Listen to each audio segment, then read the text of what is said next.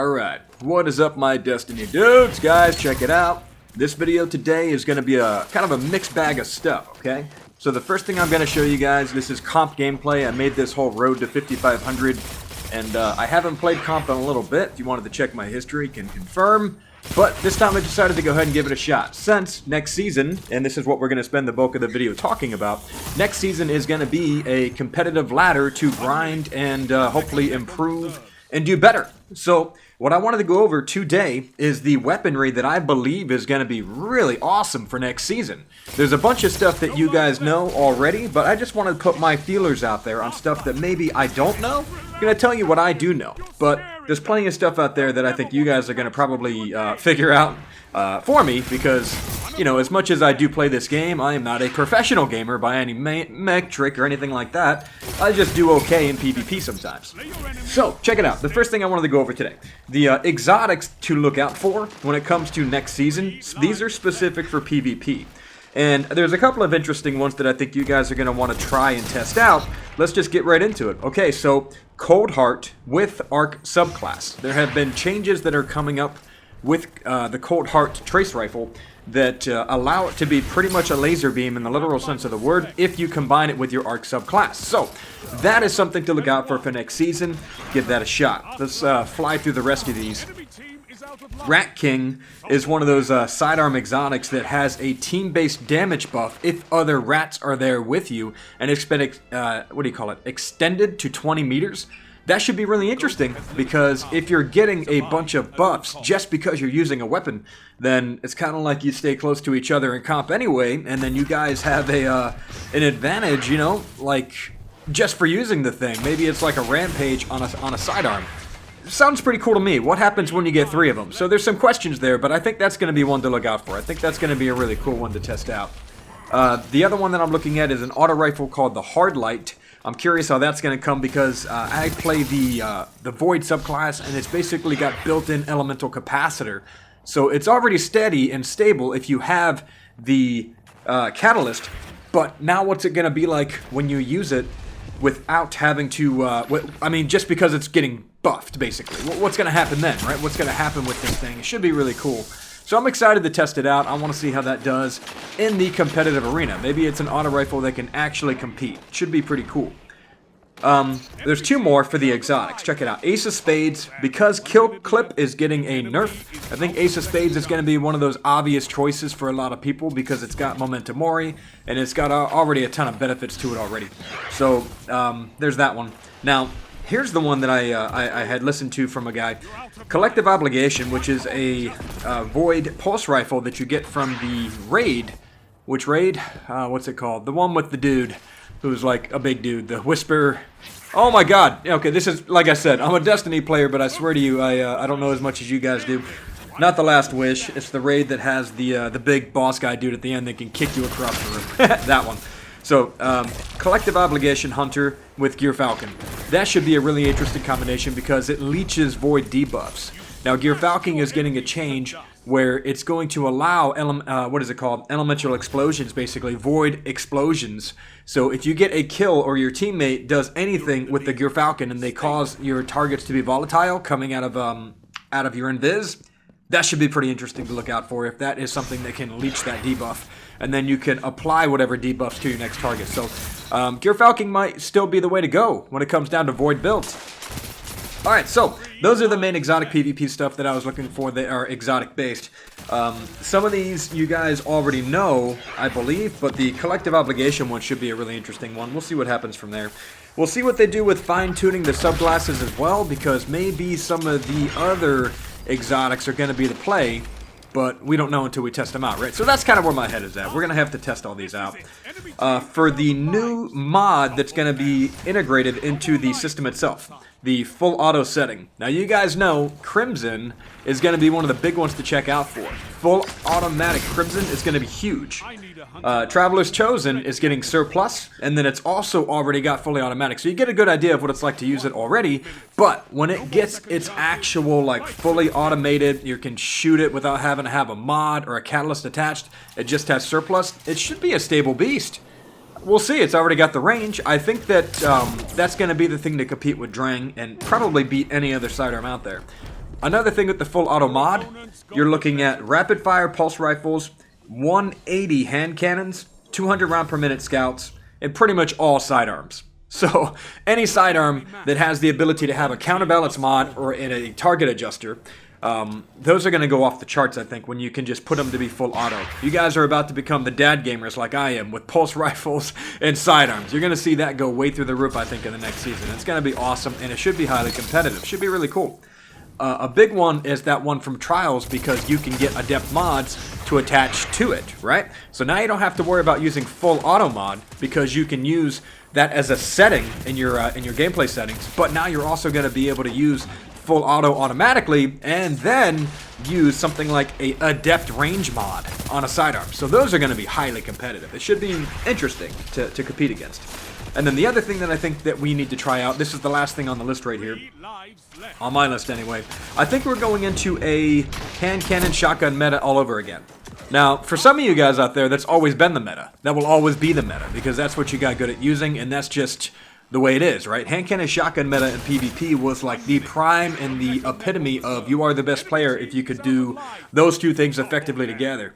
So we still have guys from D1 that play that way, because that is and always will be the meta for them. I think we're coming back into that type of style of gameplay.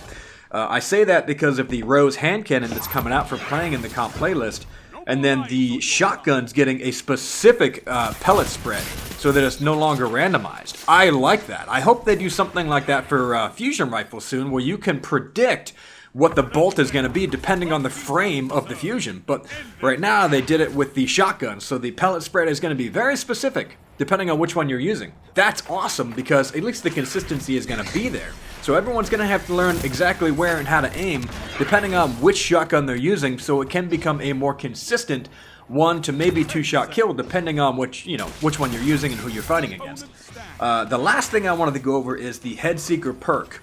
I do think that Headseeker is going to be a decent pick. We'll see. We don't know until we actually play the game and what's going to happen, what's being adjusted. But Headseeker for a lot of people with full auto should be really interesting, because basically you just get body shots, and that increases your damage for headshots. So it should level out the ease of use and the time to kill for a lot of pulse rifles out there. That should be interesting. We don't know until we play with it, but for now, that's kind of what I'm thinking. Anyway, what are you guys thinking so far? What are your thoughts on all this? You guys looking forward to the next season? Let me know in the comment section down below the first thing that you're going to try out. My very first thing is probably going to be Cold Heart. I want to go with Rat King and Collective Obligation with Gear Falcon. I'm going to be testing those out right away. Crimson I already know, because the Cronus Zen uses rapid fire. You basically let everything become rapid fire just because you have that setting turned on. So now that is going to be built in to the game itself, and that's going to be awesome, because a lot of people could take advantage of that competitive perk. So Crimson's going to be big. Trust me on that. Look out for that one. And then, yeah, we'll see. Well, I guess we'll just see what happens with the rest of it, what you guys figure out, and what's going to be the new meta and the new pick. We will go from there. So, hopefully you guys are enjoying the gameplay footage in the background. This is my competitive game. I kept getting stuck on the last little bit of getting to 5,500. But I eventually did make it, because I had one heck of a match. And if you're watching this match right here, you can see that if you play solo, you really do have to be dependent on you doing your best possible game. So right there, I missed a single bolt, and that guy was able to survive, so I couldn't trade lives, so that sucks. There's a lot of that you'll see in this game. This game was dependent on me doing well. It's not that you can't depend on your teammates, it's just you need to make sure that they're kind of secondary to you doing what you need to do, and making sure that you don't die and you survive, while also somehow playing with them and getting all the kills you need to, because it's competitive. So, that's the long and the short of this video, guys. Hopefully you enjoyed it. Love all you guys. Remember to keep it zen out there. Are you excited for next season? Let me know in the comment section down below. I will see you guys in the next one. Let's get ready for that new season. All right, my dudes.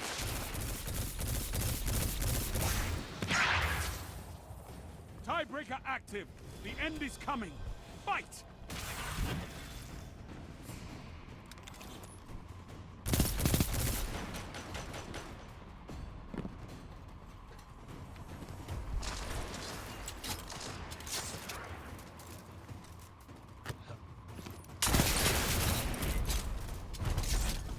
All opponents defeated.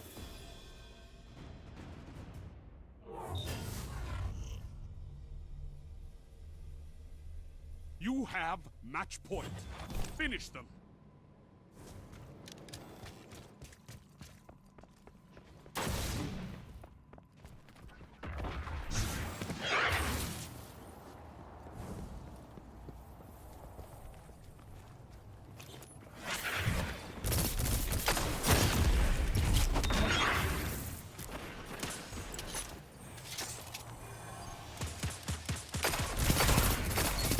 Strength in numbers, Guardian. Excellent. 3 lives left. Last life. This is it.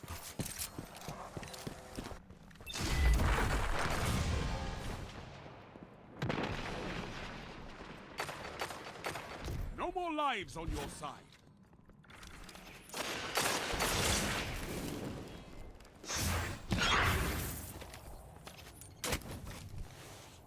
Only 1 minute left.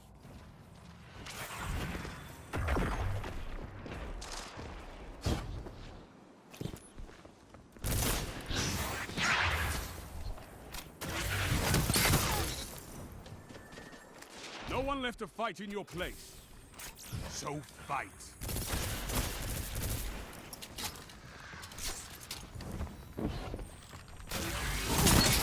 That shut them down. You've got 30 seconds. You've been knocked out. Your enemy won the round.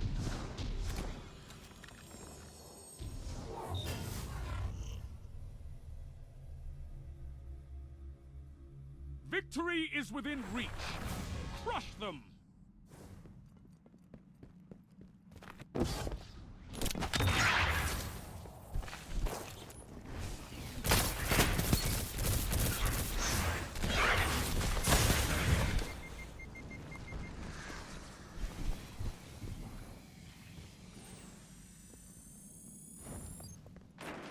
Three lives left.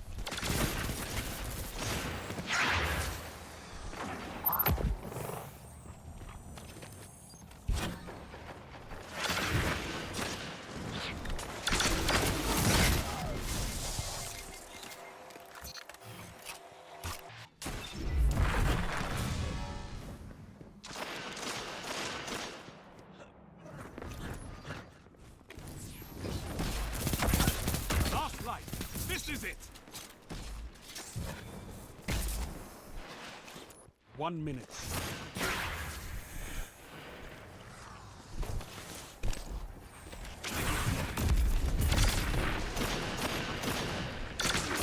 Your team's out of lives.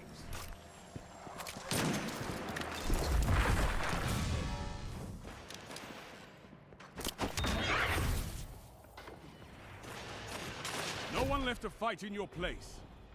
So fight. You're knocked out. Not enough. But it's not over.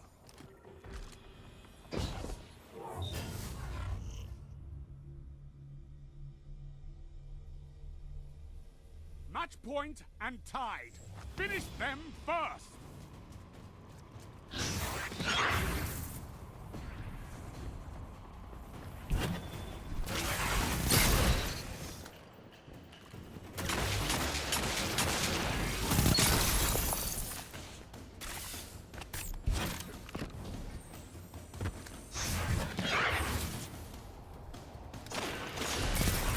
Enemy team has no reserves left. Finish them. 3 lives left.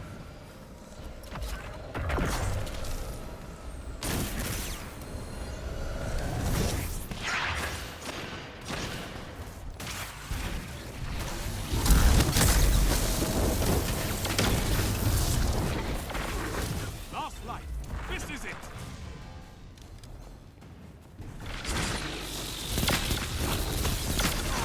No more lives on your side. 1 minute. No more second chances. Fight to the finish.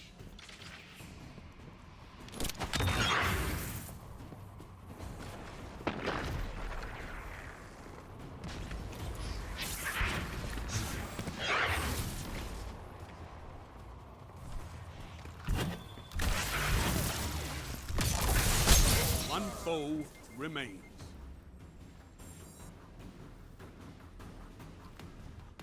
seconds. Both teams out of reserves.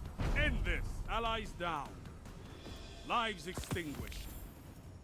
The enemy has won.